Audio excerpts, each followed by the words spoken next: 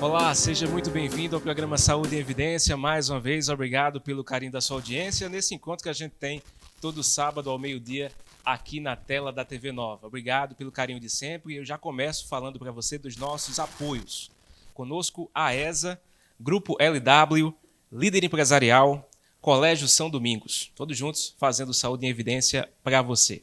Hoje, recebendo a doutora Leidinéia Siqueira, ela é fisioterapeuta e trabalha com fisioterapia aquática aqui no Mensana, que fica em Arco Verde. Leidinéia, seja bem-vinda ao nosso programa, viu? Obrigada, boa noite. É um prazer estar aqui, né? E eu agradeço o convite de vocês em nome do Mensana e da Fundação Terra. Obrigado você pela sua presença. Agradeço a você mais uma vez o carinho da audiência. Lembro que você pode acompanhar nosso programa também pelas redes sociais, Facebook, YouTube, Instagram da TVLW, também pelo site www.tvlw.tv.br. Ficam todos os Saúde e Evidência disponíveis lá para você assistir a hora que quiser. Doutora, a gente vai acompanhar agora o VT que traz o tema do programa de hoje. A gente vai falar sobre Maio Amarelo. O Maio Amarelo tem por objetivo chamar a atenção da sociedade para o alto índice de mortes e feridos no trânsito em todo o mundo. E no Brasil, a violência no trânsito é considerada um problema de saúde pública. Os acidentes de trânsito figuram como a segunda maior causa externa de mortes no país. De janeiro a março de 2020, antes da implementação das medidas de isolamento no país, o Brasil registrou 89.028 acidentes de trânsito. Houve 14.300 registros a mais do que o mesmo período de 2019. Durante os meses de menor circulação da população pelas medidas tomadas, os acidentes diminuíram 13%, uma tendência que se inverteu apenas quando começou as flexibilizações. Apesar da redução dos acidentes, estima-se que até o fim do ano serão pagas 143 mil indenizações por invalidez e 29.396 por mortes, uma redução de 19% somente com respeito a 2019. O Brasil segue registrando uma média anual de 30 mil óbitos causados por acidentes. Isso implica que mais ou menos 80 pessoas morrem por dia no Brasil como consequência de um acidente de trânsito. 8 em cada 10 pessoas que morreram em acidente de trânsito no Brasil são homens. O condutor do veículo é o que mais sofre as consequências, seguido pelo pedestre e, por último, o passageiro. 70% das vítimas são jovens entre 18 e 34 anos. E a metade das vítimas, tanto de óbitos quanto de lesões permanentes, são produto de acidentes de trânsito no país e têm entre 25 e 44 anos de idade nas vítimas. Maio Amarelo é o tema do programa Saúde em Evidência de hoje. Bem, doutora, mais uma vez obrigado pela sua presença aqui conosco. O VT trouxe informações importantes, né, a respeito do número de acidentes nas nossas estradas. O Brasil continua tendo um índice alto, né, de pessoas que são vítimas de acidentes de trânsito em todo o território nacional. Isso, a gente vê que mesmo num período de pandemia, onde diminuiu muito a circulação de pessoas, ainda temos números muito altos, né? O que pode implicar também na nova forma de convivência, né? Porque as pessoas estão evitando transportes públicos, também tem a questão que aumentou muito as entregas, né, de pedidos em casa, e aí a gente vê um maior número de motoboys também circulando, e as pessoas estão com essa tendência de se locomover com seus transportes próprios para evitar aglomeração nos transportes públicos, né? A senhora é fisioterapeuta, lida diretamente com pessoas que sofreram e que foram vítimas de acidentes e, claro, que ficaram sequelas também. Como é o dia a dia dessas pessoas? Como é que a senhora lida com o tratamento dessas vítimas na questão psicológica também? Porque há toda uma luta para que a fisioterapia seja vencida, para que dia a dia as pessoas reabilitem algumas funções motoras que porventura foram causadas nesses acidentes. Como é esse dia a dia? Explica para a gente. Esse dia a dia é muito variante, assim, visto que a gente tem um imenso número de traumas que podem ocorrer devido aos acidentes de trânsito, né? Então, lá no Mensana, a gente recebe todos os tipos de traumas, né? E bom que a gente tem uma equipe multidisciplinar, a gente tem vários profissionais que podem atuar nessa equipe, também nessas questões psicológicas, dos traumas emocionais que ficam dos acidentes, né?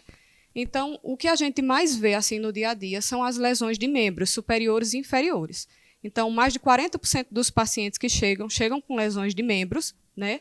Os acidentes de moto, por exemplo, a maior lesão que tem são nos membros inferiores, né? A pancada geralmente atinge mais membros inferiores, então são os números que a gente mais vê, né?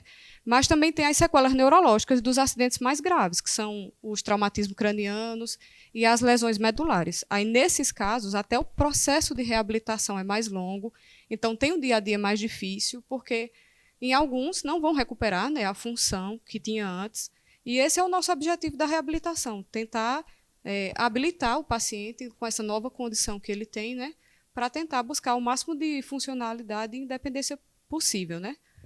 Queria que a senhora falasse um pouco mais sobre essa questão da fisioterapia aquática. Além da água, claro que a grande diferença por ser dentro de uma piscina e lidar com a água, queria que a senhora falasse um pouco a respeito de como é feita esse trabalho. E a senhora falou também sobre as lesões nos membros, né? A maioria delas. Como é que é feito esse processo todo? Veja só, na fisioterapia aquática, a gente recebe esse paciente geralmente no pós-cirúrgico, mas quando já cicatrizou a abertura do ferimento, geralmente eles vêm com cirurgia, colocação de placas, de parafusos, né, para os pacientes que tiveram lesões em membros. Então, a gente espera o processo de cicatrização da ferida, né, do ferimento, e aí inicia o processo de reabilitação. A vantagem da fisioterapia aquática é porque a gente consegue fazer a terapia com menos carga do que fora da água, né? Então, para o paciente que teve uma lesão, coloca uma placa que não pode fazer a descarga de peso completamente, que é colocar todo o peso do corpo sobre o membro. Na água, a gente consegue fazer esse paciente andar sem precisar do auxílio da muleta, e aí a gente começa a reabilitar essa marcha, porque aí ele vai conseguir pisar, mas com uma carga bem menor do que seria fora, né? A gente consegue eliminar a gravidade. E nos pacientes neurológicos é que a gente tem assim um ganho melhor, porque depende do nível, né, da lesão. Mas acidentes de moto é bem comum, lesão cervical, também acidente de carro grave. Então, nos pacientes que têm lesão cervical, as sequelas principais que aparecem são a tetraplegia, né, quando para os 4 membros, e a paraplegia, quando é só os membros inferiores. Então, nesses pacientes, alguns vão voltar a andar com dificuldade e outros não, a fisioterapia aquática a gente consegue ganhar força de tronco, que é bem importante para eles. E alguns que não conseguirão andar fora da água, conseguem dentro da água, porque como a gente reduz o peso do corpo, então eles ainda conseguem fazer algum tipo de marcha dentro da água. O papel da água específico é dar esse ganho de resistência, não é isso? Aumentar essa potência muscular. Isso, a gente consegue ganhar resistência, mas principalmente na fase inicial da reabilitação, né, onde o paciente ainda não tem muita força e ele precisa eliminar essa força da gravidade para conseguir principalmente se locomover. O trabalho na água é bem importante, porque a gente consegue bem mais fácil do que fora da água. Mas a reabilitação geralmente ocorre com as duas terapias em conjunto. Fora e dentro da água. Quer dizer que as duas funcionam? Isso. Geralmente o paciente faz a terapia com 2 fisioterapeutas, um em solo e um na água. Essa questão das lesões mais graves que a senhora falou a respeito de placa, de ferro, de parafuso, a demora é maior, né? O tempo para recuperação leva mais tempo, né? Depende Cada muito caso é um caso, então. do tipo de trauma. Agora, veja, mais de 40% dos pacientes que sofrem lesões nos membros, eles também têm múltiplas lesões. Então, é muito comum vítima de acidente de trânsito vir com politraumatismos. Então, isso depende de quantos traumas a pessoa tem.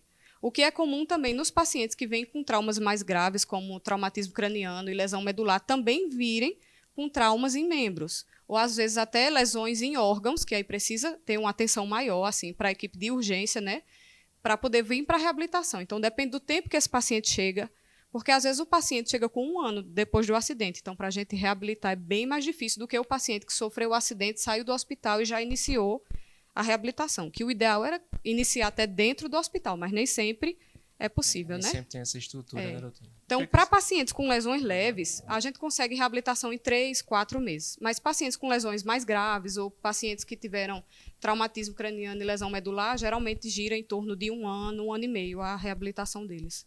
A gente viu também no VT que a faixa etária, né, cada vez pessoas mais jovens envolvidas nesses acidentes. A senhora tem visto isso também no seu tratamento com os pacientes? São pacientes mesmo jovens, como a gente viu aí no VT? Isso, são sim.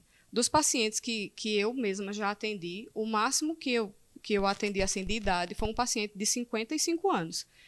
Todos geralmente têm bem abaixo disso. Então, são pacientes jovens, alguns ficam com sequelas graves que demoram até para a reabilitação e para poder voltar à funcionalidade.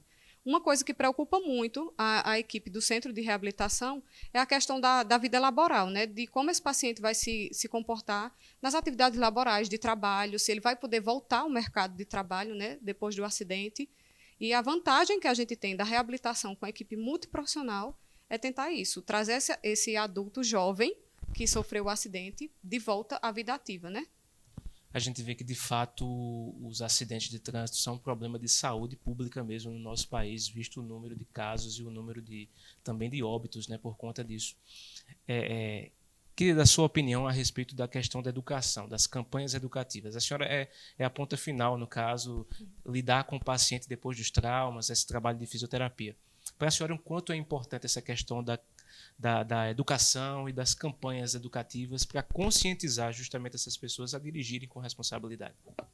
Totalmente importante, né? A gente sabe que os acidentes de trânsito são questões de saúde pública mesmo, e também tem a questão social, cultural e até política, né? Porque é todo um contexto envolvido. Uma coisa bem interessante que eu vi ultimamente foi uma pesquisa que o Instituto Sara fez com pacientes vítimas de acidente de trânsito. E um dos dados que eu achei um dos mais importantes que eles obtiveram na pesquisa com esses pacientes foi que todos, ou a grande maioria, aliás, acima de 90% deles, tinham um índice de escolaridade baixo. Então, a gente vê que, assim, na prática do dia a dia, essa questão de educação de trânsito mesmo, a questão até da escolaridade, do nível de educação da pessoa influencia muito, né? Uma coisa interessantíssima seria se a gente conseguisse colocar a educação de trânsito já para a criança, né?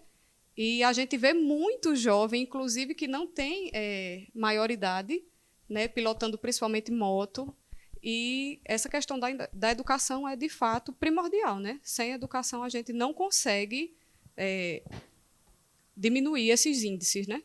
A senhora falou das crianças, e lá no Mensana também tem um trabalho muito significativo com crianças.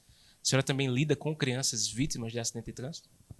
Eu nunca atendi criança vítima de acidente de trânsito. Graças a Deus, a gente tem um número baixo de pacientes desse tipo que chega no Mensana, né? Mas a gente sabe que existem, principalmente pela questão do uso incorreto da cadeirinha, né? A gente vê a cadeirinha colocada sem o cinto de segurança, né, sem estar fixada, ou colocada no lugar errado do carro, né, que ela tem o local certo, ou a criança dentro da cadeirinha sem o cinto de segurança, né?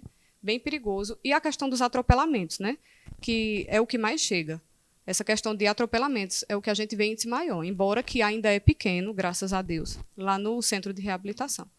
Era justamente a próxima pergunta que eu ia lhe fazer, justamente sobre isso, essa questão dos pedestres também. A gente destaca também a questão dos condutores, mas os pedestres que são vítimas de acidentes, muitos também ficam com sequelas, né? Ficam sim. Inclusive, as lesões em pedestres costumam ser mais graves.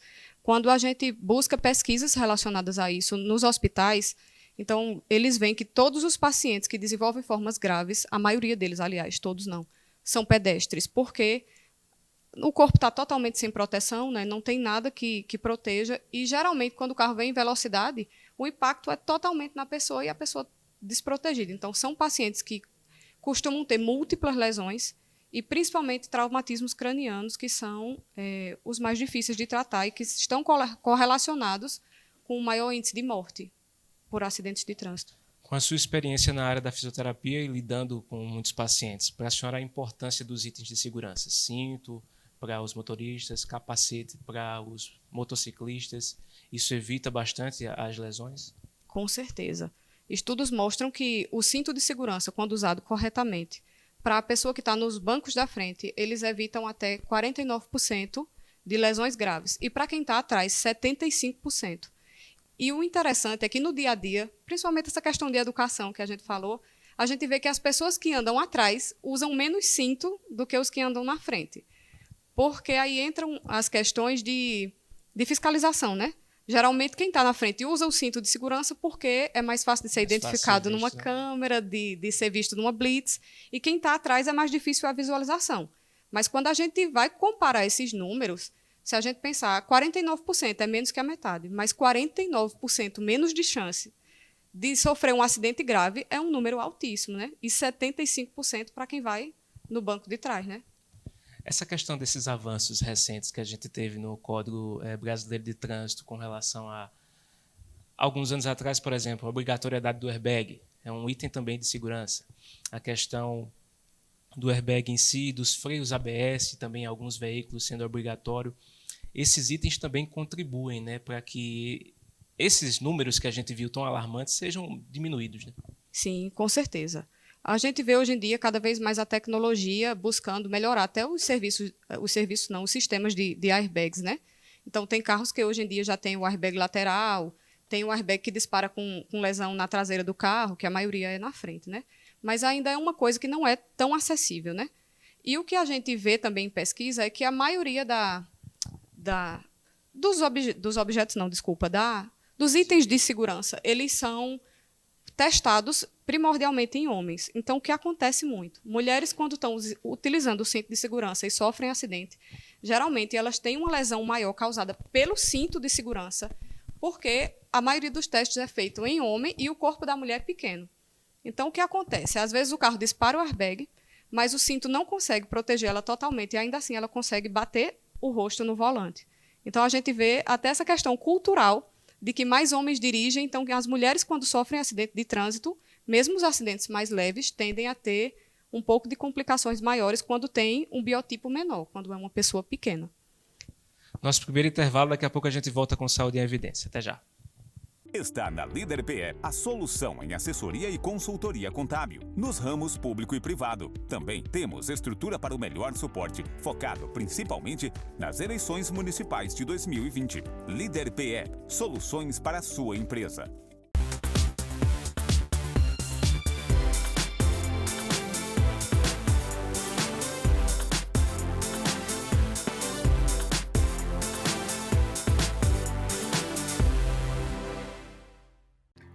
O LW Hotel se encontra de portas abertas. Estamos de volta, aguardando você, cliente, com toda a qualidade e carinho de sempre. Nossa equipe está preparada e seguindo todas as normas e recomendações do Ministério da Saúde. Entrada, recepção, quartos, todos devidamente higienizados com os procedimentos adequados para garantir a você uma estadia tranquila. Neste momento, a sua saúde e segurança são a nossa prioridade. LW Hotel, sinta-se em casa. Mais do que nunca, é preciso viver o presente, olhando para o futuro. Na AESA, você encontra dezenas de cursos superiores com profissionais capacitados e muito empenhados em extrair o melhor resultado. Sonhe alto e conte com a AESA para ajudar a realizar. Voltamos com Saúde em Evidência para você na tela da TV Nova. Agradeço o carinho de sempre da sua audiência. Todo sábado, você já sabe, né? Todo sábado ao meio-dia aqui no canal 22.1. Eu lembro que também tem a reprise toda quinta-feira a partir das 8 horas da noite no canal N2 Educação. E fica disponível nas redes sociais da TV LW e também no nosso site www.tvlw.tv.br. Conosco, a ESA, Grupo LW, Líder Empresarial e Colégio São Domingos, juntos fazendo saúde em evidência para você. Doutora, eu vou chamar agora a primeira participação no nosso programa, que é do Major Marcelino. Ele faz parte do Lions aqui em Arco Verde e é vítima de um acidente de trânsito. Vai falar um pouco sobre a sua experiência. Marcelino, seja bem-vindo ao nosso programa. Olá, tudo bem? Eu sou o Major Marcelino, presidente do Lions Clube Arco Verde, e venho falar neste vídeo sobre o mês Maio Amarelo, que tem como objetivo chamar a atenção da sociedade quanto ao respeito às normas de trânsito. Em 2011, o governo federal lançou uma campanha que seria a Década Mundial de Ações contra os Acidentes de Trânsito, onde encerrou em 2020, o ano passado. Essa campanha gerou uma redução de 20 mil mortes. Tivemos também mudanças no Código de Trânsito Brasileiro, como implementação de airbag nos veículos, freios ABS, cadeirinhas e assentos no banco de trás para crianças, mudanças no limite de pontos da CNH, mudanças também na validade da CNH conforme a idade, entre outras. Isso quer dizer que as leis, as campanhas como o Maio Amarelo e a Semana Nacional de Trânsito provam que ações educativas conscientizam a população e salvam vidas. Para se ter uma ideia, a cada hora, 4 pessoas morrem de acidente de trânsito no Brasil. dá mais de 35 mil mortes por ano. 16 pedestres morrem por dia no país. 20% dos acidentes fatais acontecem por causa do excesso de velocidade. Usar celular no volante já é considerada a terceira maior causa de mortes no trânsito. O Brasil ocupa a 5ª posição em número de mortes no trânsito no mundo. Eu também sou vítima de acidente de trânsito. Fiquei paraplégico. Por isso, eu venho pedir a você que está me ouvindo neste momento, faça sua parte, respeite as leis de trânsito, dirija pela vida. E eu tenho certeza que juntos iremos reduzir o número de mortes e acidentes no trânsito. Bem, doutora, a gente viu números importantes que o Marcelino trouxe e eu também queria que a senhora comentasse a respeito do que ele falou e, claro, ele também sendo uma vítima. Isso, os números são bem altos, realmente, e preocupantes, né? Em vista que um número imenso de pessoas jovens estão, hoje em dia, impossibilitadas de exercer suas funções no dia a dia por causa disso, né? Lá no Mensana, hoje em dia, a gente tem 12 pacientes em tratamento com lesão semelhante à que Marcelino sofreu, né? Então, a gente vê que é um número que parece pequeno, mas é grande e é muito importante quando a gente leva em consideração como vai ser a vida da pessoa dali por diante, né? Uma coisa muito importante na fala de Marcelino também foi que a gente volta nas questões de educação, né? Essa coisa da pessoa precisar de uma punição maior, né? As leis precisarem ser mais rígidas para que as pessoas tenham consciência da gravidade que é a violência no trânsito, porque não deixa de ser uma violência, né? E os números que envolvem essa questão de uso de celular, embora se fale muito sobre isso ainda, né? E o baixo índice de fiscalização também, porque uma vez que baixa o índice de fiscalização, as pessoas também é como se baixassem a guarda, né? E aí começassem a vacilar mesmo no trânsito, né? A senhora falou dessas 12 pessoas que lidam lá no Mensana. Quais são as lesões dela que são semelhantes ao Marcelino? Elas estão também em cadeira de roda e se estão ou não, como é que é feito esse trabalho com elas lá na fisioterapia aquática? Elas têm lesão medular, né? Que é quando a gente tem uma lesão do sistema nervoso, mas não é a nível cerebral, é na coluna, né? Então, dependendo do grau da lesão, de que parte da coluna foi atingida, então a gente vai ter, como eu havia falado um pouquinho antes, os tetraplégicos ou os paraplégicos, né? A lesão de Marcelino é uma paraplegia, né? Ele só não consegue mover os membros inferiores, né? Então, a gente tem 12 pacientes em atendimento atualmente com uma lesão semelhante à dele, né?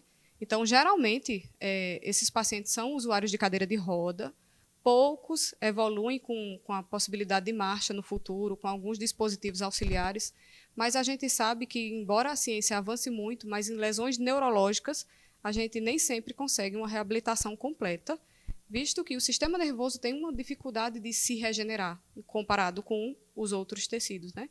Então, uma lesão mais grave e uma lesão que vai modificar mais o dia a dia da pessoa, visto que ela vai perder, provavelmente, a função social de locomoção maior, que é a marcha, né?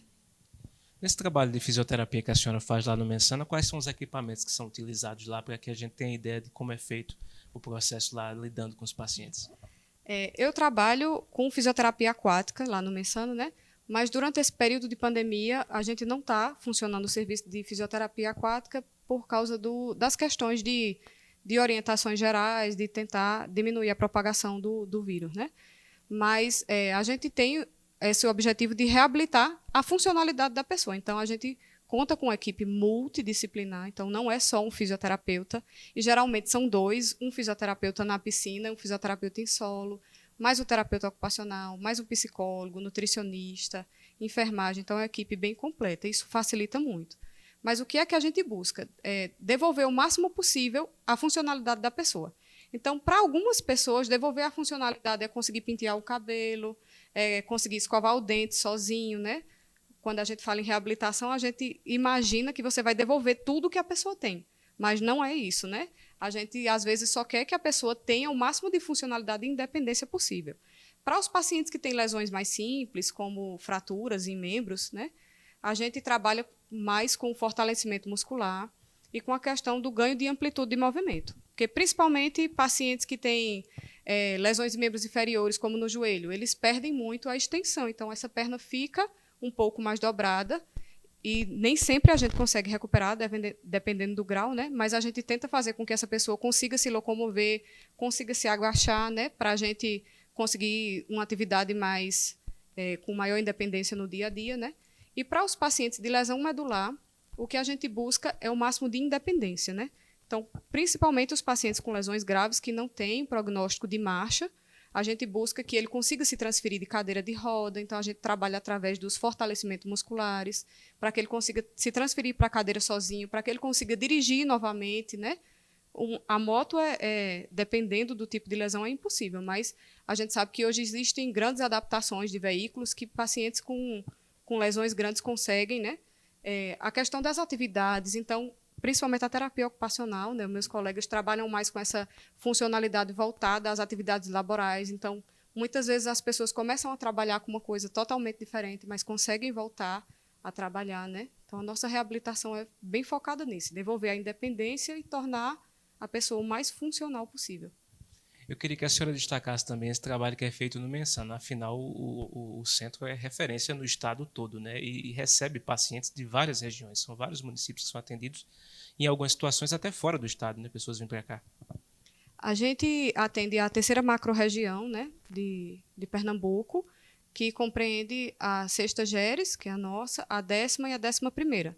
Então, são 35 municípios que a gente recebe esses pacientes, que vai desde Itacaratu, Petrolândia, até aqui em Arco Verde. Então, é um lugar amplo, né? A gente consegue uma região extensa nisso.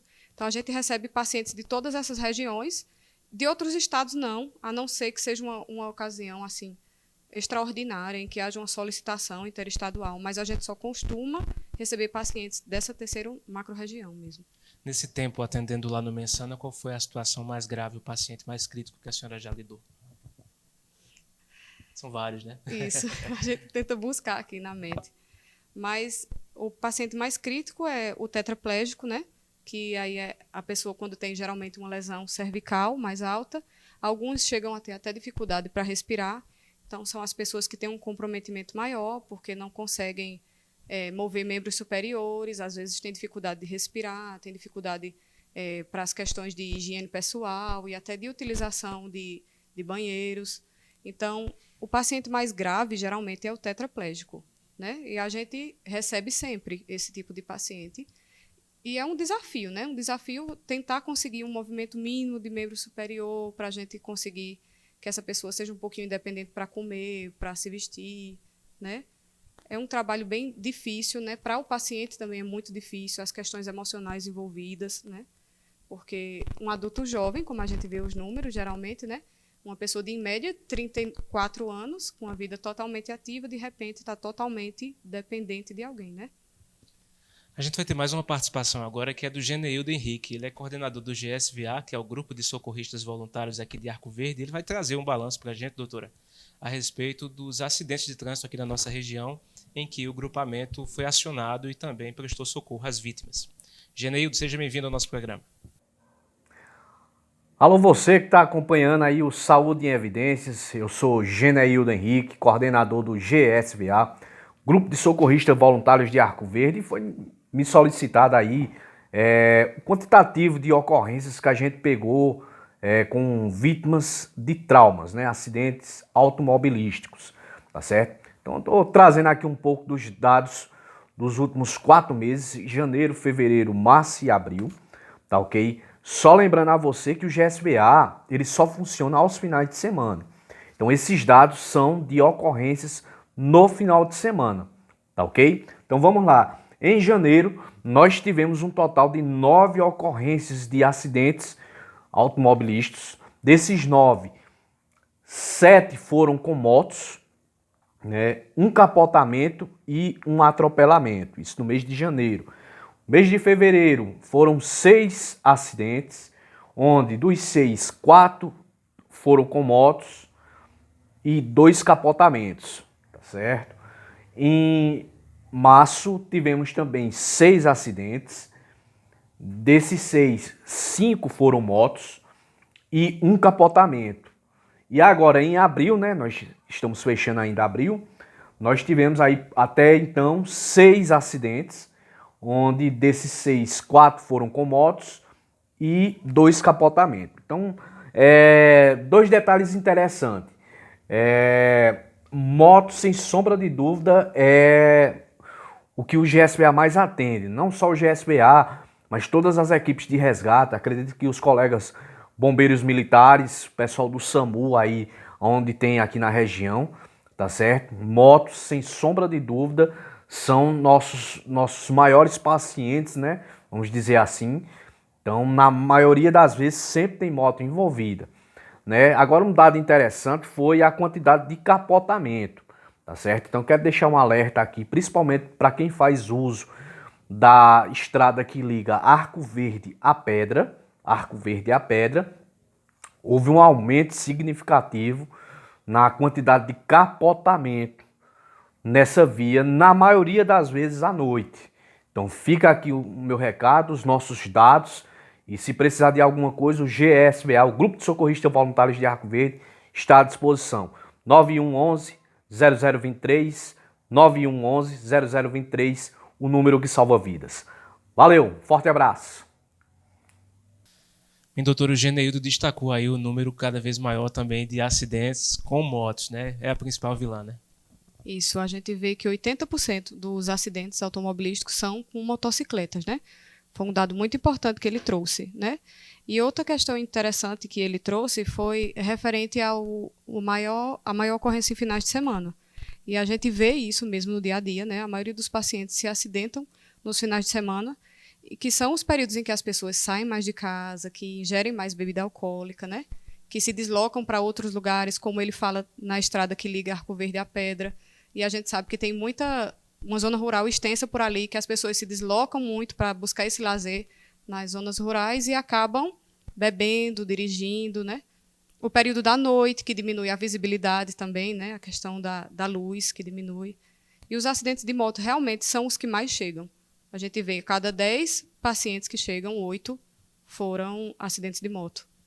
A emergência do Hospital da Restauração, dados que eu também peguei lá, grande parte dos atendimentos é de pessoas, de vítimas de acidente de moto, né? E isso também causa um prejuízo muito grande para a questão pública, né? Para a saúde pública com relação ao financeiro, para lidar com esses pacientes nessa questão. A gente viu até no VT inicial um pouco dos números a respeito de indenizações, tanto quanto vítimas, também de pessoas que faleceram, né?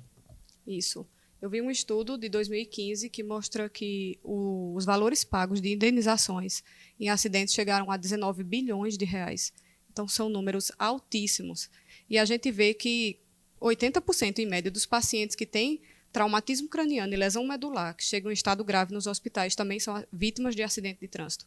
E a restauração é referência para receber esses pacientes. Então, realmente, um grande número deles são deslocados para lá.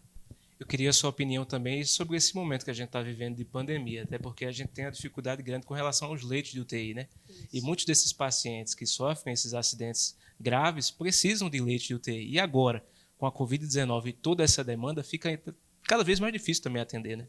Isso. Embora que a questão dos leitos de UTI da Covid, os sistemas públicos tentam não tirar, entre aspas, dos leitos que já eram disponíveis para outras coisas, mas, mesmo assim, tem a questão dos profissionais, que fica diminuído o quantitativo de profissionais. E tem a questão do maior índice de contaminação pela Covid-19 no ambiente hospitalar, né? A maioria dos hospitais que são referências para receber pacientes vítimas de acidente de trânsito também são referências para receber o paciente que está com Covid. Então, é uma coisa que eu vivo sempre fazendo apelo mesmo assim, para as pessoas que eu conheço, que tenham essa consciência maior desse risco aumentado agora, porque o que a gente menos quer em qualquer situação é estar num ambiente hospitalar, num momento como esse. Pelo risco de não ter um leito de UTI, né? Pelo risco de se contaminar também, mesmo que não desenvolva a forma grave, mas a gente sabe que uma pessoa contaminada pode contaminar até 100 outras pessoas, né? Então, num momento como esse, é uma questão até de uma atitude altruísta, da gente pensar mais no próximo, né? E buscar se proteger para evitar que o sistema entre em colapso total, né? Como é que tem sido lidar com pacientes e com tratamento? A senhora é fisioterapeuta, tem contato próximo nesse período de Covid? Como é que tem sido lidar com esses pacientes? Como é que tem sido os protocolos para que o trabalho continue? Foi um período muito difícil, principalmente o ano passado, né? Agora a gente já está com um pouquinho mais de experiência, né? Um ano de pandemia, a gente já consegue saber o que funciona melhor, o que não funciona, né? Mas o Mensana, inicialmente, no ano passado, parou as atividades presenciais em março e só retornou em julho. E durante esse período a gente ficou fazendo um acompanhamento online, né, à distância, dos pacientes e tentando orientar da melhor forma possível, né? A gente conseguiu 6.000 atendimentos online durante esses meses e conseguiu manter os atendimentos sem os pacientes ficarem abandonados, Como é que perdidos. foi essa questão do online? Muito difícil, né? Principalmente para essas profissões como a fisioterapia que exigem um contato manual maior, né? Então a gente se desdobrou, a gente aprendeu coisa que não sabia, a gente descobriu possibilidades novas, né? E conseguiu resultados muito bons, inclusive, com esse sistema. Mas voltamos ao atendimento presencial, né, com todos os protocolos. A reabertura aconteceu em 4 fases. E hoje a gente está com 100% dos atendimentos presenciais, o mesmo número que a gente tinha antes, né? Só a fisioterapia aquática, que não está funcionando ainda, porque o ambiente em que a piscina é colocada é um ambiente que tem pouca circulação de ar e tem a questão dos vestiários também, que tem pouca circulação, né? Mas a gente usa os EPIs, né? Principalmente a máscara, que hoje é o mais importante, né? E tem os protocolos de higienização de mãos, que também são importantes, as roupas. Então, a gente mudou até a questão do fardamento durante esse período. E tem sido um desafio. A gente sabe que, de qualquer forma, quando a gente sai de casa e tem contato com outra pessoa, a gente está correndo risco. Mas, em compensação, a gente fica muito feliz em ter retornado. Porque, durante esse período que ficou parado, a nossa lista de espera ficou imensa. Imagina, durante 4 meses parado, os pacientes chegando, sofrendo acidentes, por exemplo, e sem esse processo de reabilitação. Então, no âmbito de saúde pública, a gente sabe que daqui para frente, daqui a algum tempo, a gente vai ter um número de pessoas imenso que perdeu a fase inicial da reabilitação, né, por causa da pandemia. Mais um intervalo, daqui a pouco a gente volta com Saúde em Evidência. Até já. Está na Líder PE a solução em assessoria e consultoria contábil, nos ramos público e privado. Também temos estrutura para o melhor suporte, focado principalmente nas eleições municipais de 2020. Líder PE, soluções para a sua empresa.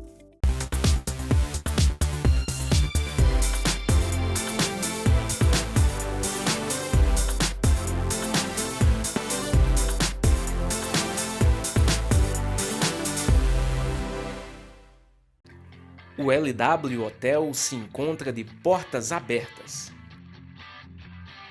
Estamos de volta, aguardando você, cliente, com toda a qualidade e carinho de sempre. Nossa equipe está preparada e seguindo todas as normas e recomendações do Ministério da Saúde.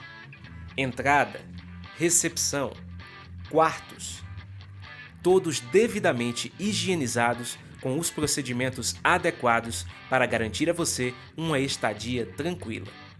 Neste momento, a sua saúde e segurança são a nossa prioridade.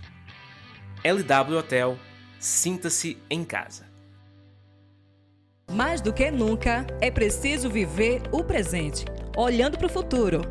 Na AESA, você encontra dezenas de cursos superiores com profissionais capacitados e muito empenhados em extrair o melhor resultado. Sonhe alto e conte com a AESA para ajudar a realizar. Voltamos com Saúde em Evidência para você na tela da TV Nova. Sempre agradeço o carinho da sua audiência. Todo sábado ao meio-dia aqui no canal 22.1 e toda quinta-feira a partir das 8 horas da noite no canal N2 Educação. Conosco a ESA, Grupo LW, Líder Empresarial e Colégio São Domingos. Juntos fazendo Saúde em Evidência para você. Você pode acompanhar nosso programa nas redes sociais, Facebook, YouTube e Instagram, e também pelo nosso site www.tvlw.tv.br. Doutor, a gente tem mais uma participação agora, que é do Dr. Arthur Medeiros, ele é ortopedista, também vai falar um pouco a respeito desses traumas e sequelas que ficam por conta dos acidentes de trânsito. Seja bem-vindo, doutor Arthur. Vou tirar a máscara aqui para falar melhor com vocês. Boa noite, Leidinéia. Boa noite, Tiago. Boa noite, telespectadores da TV LW. E a gente vai conversar um pouquinho hoje sobre as sequelas deixadas nos pacientes envolvidos com acidente de trânsito. Existe um dado de um hospital de referência em São Paulo que 35% das fraturas expostas nesse serviço estão relacionadas a acidente de trânsito. E nesse tipo de lesão, acidente de trânsito, nós não podemos deixar de destacar a importância do acidente motociclístico.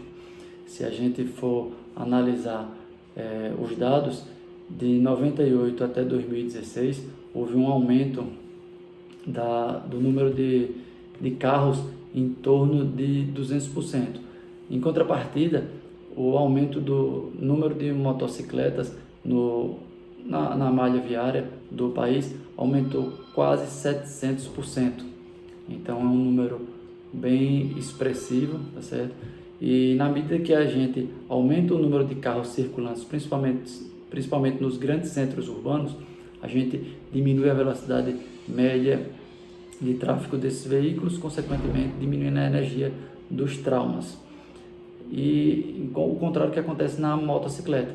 Quando a gente aumenta o número de motos trafegando, você vai aumentar a exposição, principalmente dos motoqueiros e dos passageiros, a lesões ortopédicas, tá? Porque na moto não tem tanta proteção como num carro.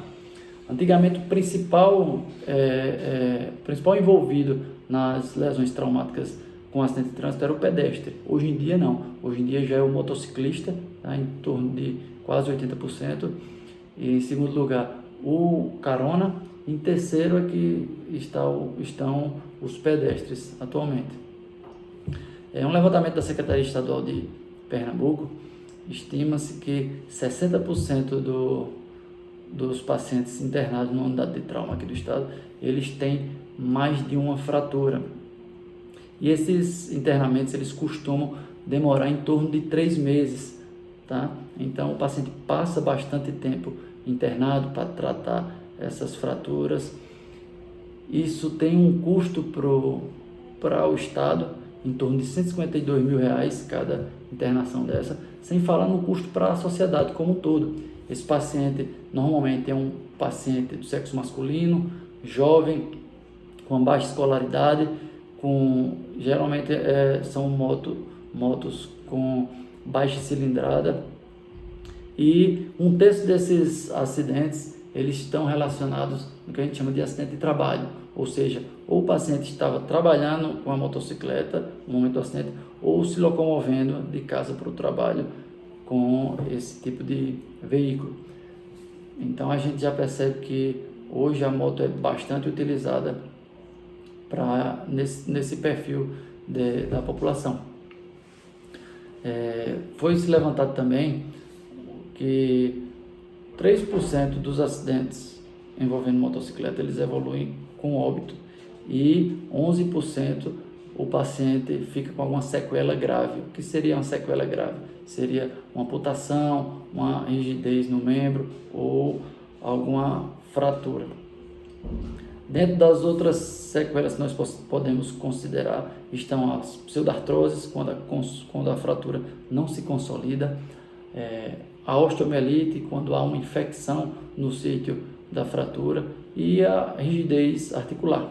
E aí a tecla onde a gente deve bater para haver uma luz no fim do túnel, para melhorar esse quadro caótico que a gente se encontra, é investir em políticas de educação de trânsito, principalmente em relação aos motociclistas, e políticas na questão da reabilitação.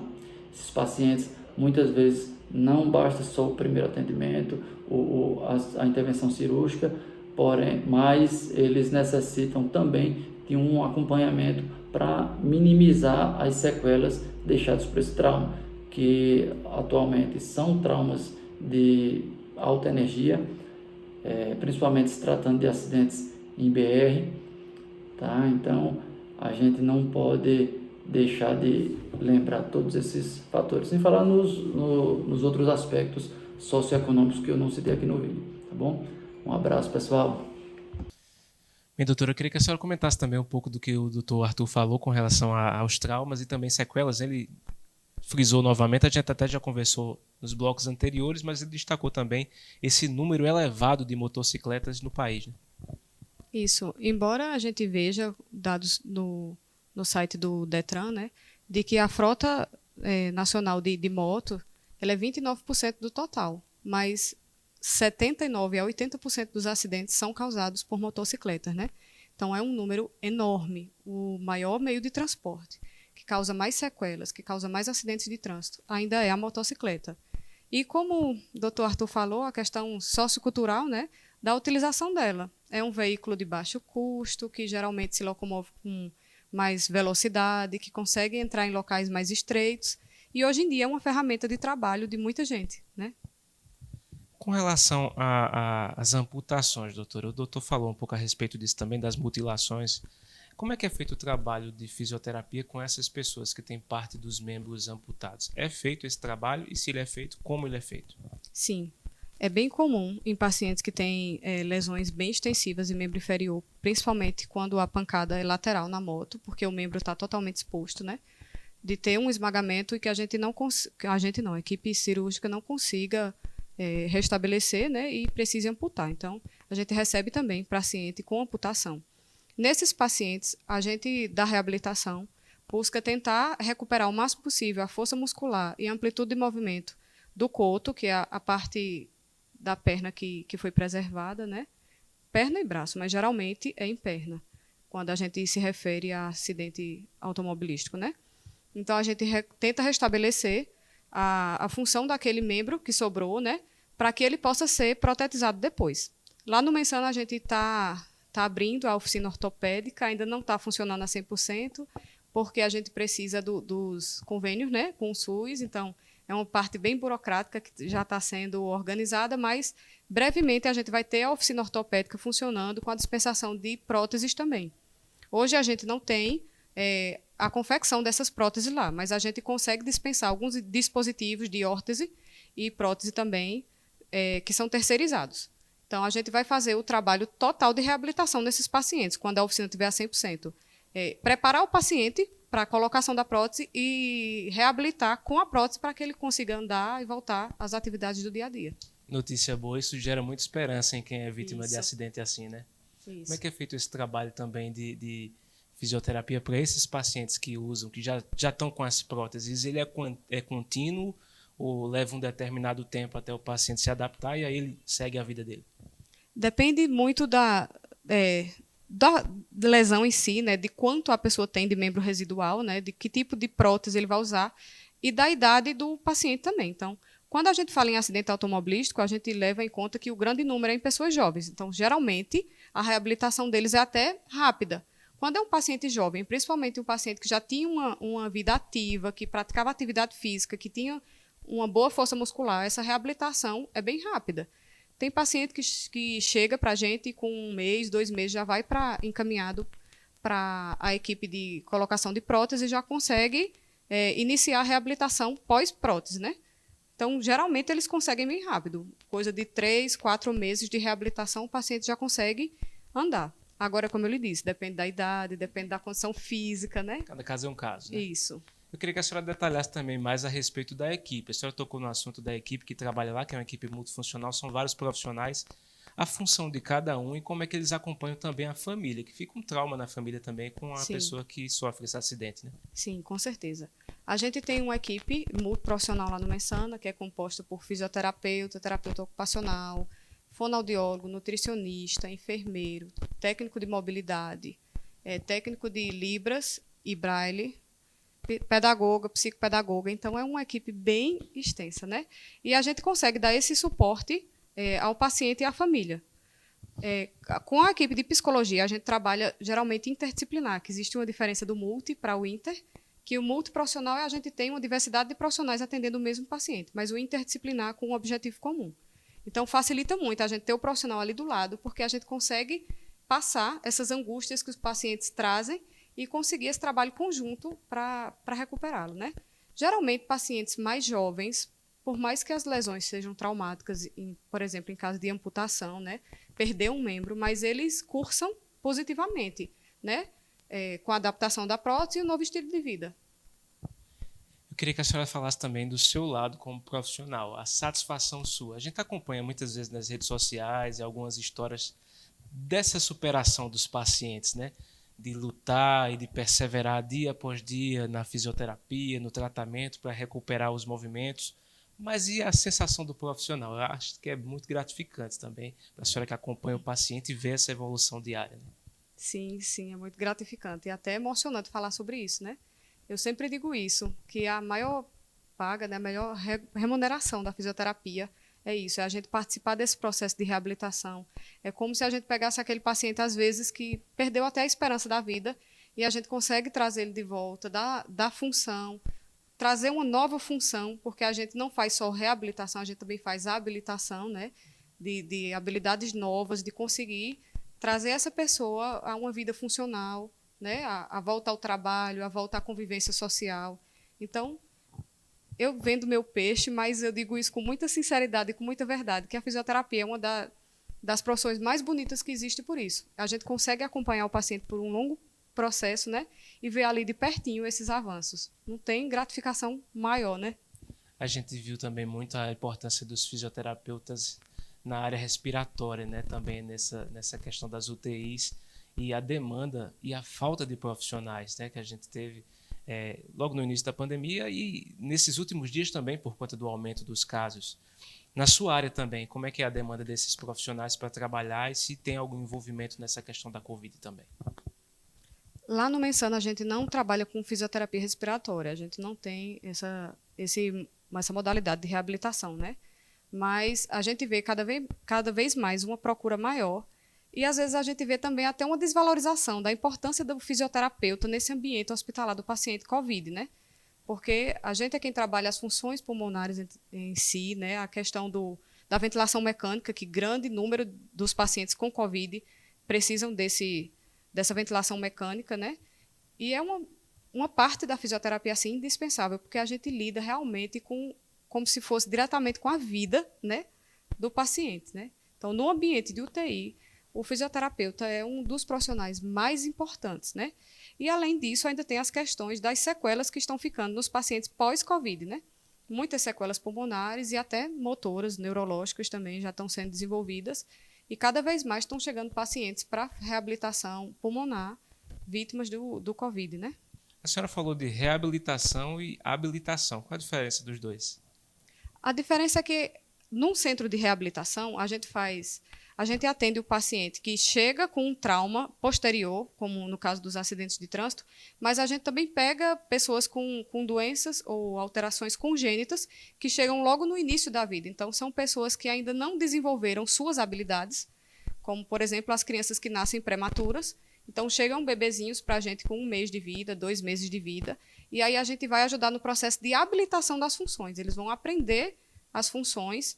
E para os pacientes também que chegam tardiamente, a gente consegue habilitar novas funções que eles não tinham.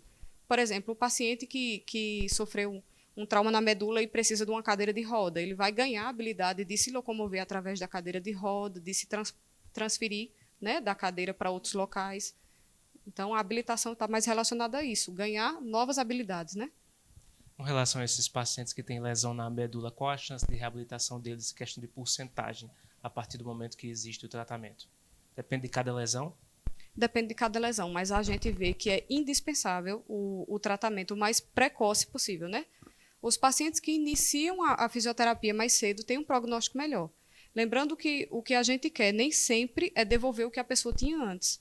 A gente quer reabilitar ela dentro da limitação que ela tem, da deficiência adquirida, das possibilidades, para que ela execute novas funções também, né? Então, um grande número dos pacientes que chegam com lesões medulares, eles cursam positivamente nesse sentido, de aprender a se locomover sozinho. Tem as questões que estão envolvidas com os sistemas urinários, o intestino. Então, no Mensana a gente não tem, mas existe uma reabilitação voltada a isso, porque nem sempre eles conseguem eliminar os seus resíduos naturalmente, precisam aprender essas novas coisas. Então, um grande número deles consegue ganhar novas habilidades, né? Mas se a gente for falar em termos de recuperar a marcha, por exemplo, a capacidade de andar é um número bem pequeno. Mais um intervalo, daqui a pouco a gente volta com Saúde e Evidência. Até já. Está na Líder PE a solução em assessoria e consultoria contábil, nos ramos público e privado. Também temos estrutura para o melhor suporte, focado principalmente nas eleições municipais de 2020. Líder PE, soluções para a sua empresa.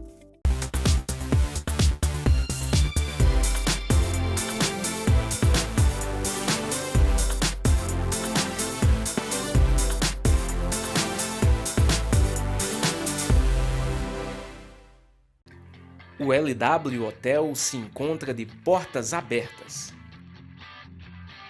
Estamos de volta, aguardando você, cliente, com toda a qualidade e carinho de sempre. Nossa equipe está preparada e seguindo todas as normas e recomendações do Ministério da Saúde.